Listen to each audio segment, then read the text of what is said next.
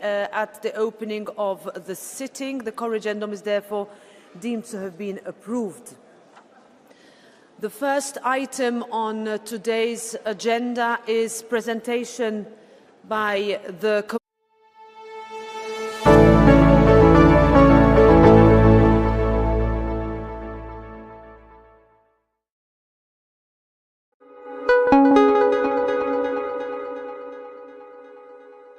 To the Commission President-elect, I would like to draw attention to the commitment in the political guidelines for the next European Commission to swiftly revise the framework agreement between the Parliament and the Commission. Discussions are ongoing.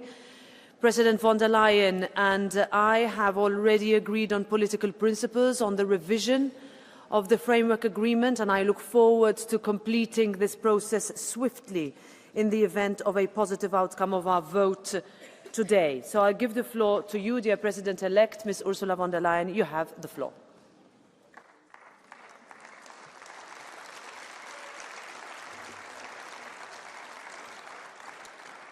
Thank you very much, President Metsola, honourable members.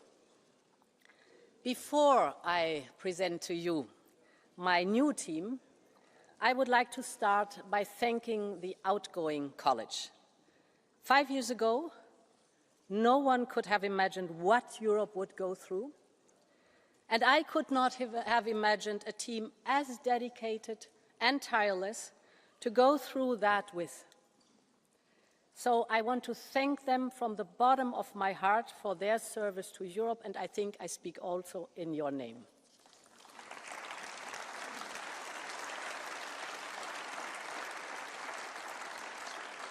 Honourable members, when I stood here exactly 5 years ago asking for your confidence, I spoke of the events of 1989, about the generation that returned freedom and democracy to the people of Europe, the courage of everyday people, like those in Bratislava, in Timișoara, who stood up for their liberty, the leaders like Lech Walesa and Václav Havel, who inspired entire countries and reunited an entire continent. I think back of the power in those images of 2 million people holding hands across the Baltics, or those tasting freedom for the first time on the border between Hungary and Austria. So it was with great emotion that I witnessed the moving events in Prague just 10 days ago. Not just the people honoring and celebrating 35 years since the Velvet Revolution, but also those mourners who gathered across town outside the Hlavka student dormitory, a place which symbolizes what happened on that exact same day 85 years ago. The day Nazi troops murdered students, closed universities, and curbed civil liberties. I start with this because these stories incarnate Europe's eternal struggle and sacrifice for freedom and democracy. Because fighting for freedom connects us as Europeans, our past and our present, our nations and our generations.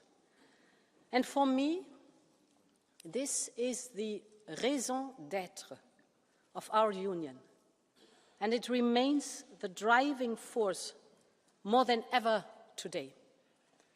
This is the Europe I love, and this is the Europe my Commission will always be devoted to.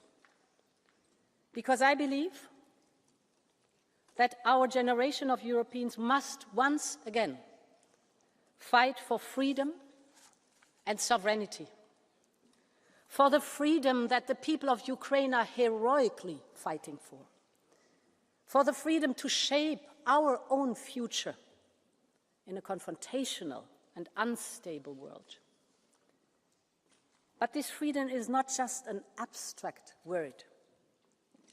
It is about Europeans knowing that their families will be safe, their country protected, that they will be able to afford to buy food and heat their homes with decent wages and fair prices, that they will be able to seize opportunities, and that they feel in control of the change and the speed of change happening in societies. Our fight for freedom may look different to generations past, but the stakes are just as high. And honourable members, these freedoms will not come for free. It will mean making difficult choices. It will mean massive investments in our security and our prosperity. And above all, it will mean staying united and true to our values, finding ways to work with each other and overcoming fragmentation. This is what I and all 26 women and men with me will strive for every single day. And we are ready to get to work immediately.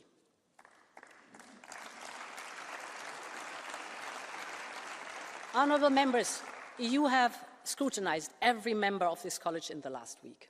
You have tested their fitness for the jobs they will serve. I know this was not easy. But overcoming divisions and forging compromises is the hallmark of a vivid democracy. And my message today is, we want to work with you in that spirit. We will be guided by the political guidelines this House voted on, and by the mission letters in which I will address concerns that you have raised in the hearings. And as I said before the vote in July, we will work with all democratic, pro-European forces in this House. And as I've done in my first mandate, I will always work from the centre, because we all want the best for Europeans, and we all want the best for Europe, and it is time to come together. And honourable members, this unity will be all the more important in today's contested world. A world in which every weakness is weaponized, every division pounced upon, every dependency exploited. Our freedom and sovereignty depend more than ever on our economic strength. Our security depends on our ability to compete, to innovate, and to produce. And our social model depends on a growing economy while facing demographic change. And this is why I have asked Mario Draghi to chart the way forward. And his diagnosis was stark, and his roadmap for action equally ambitious. Many of his proposals were taken up in our mission letters. Leaders endorsed this work in the European Council earlier this month, and I have listened very carefully to the hearings. I've heard your repeated calls to deliver the substantial change he's putting forward, with speed, with ambition. So, I can announce that the first major initiative of the new Commission will be a competitiveness compass. This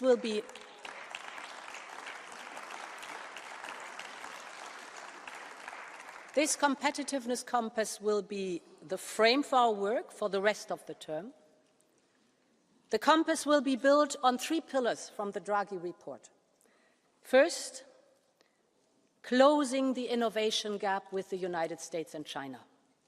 Second, a joint plan for decarbonization and competitiveness.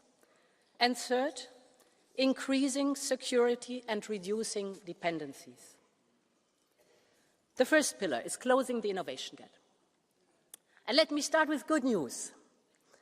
Europe's global share of patent application is on par with the United States and China.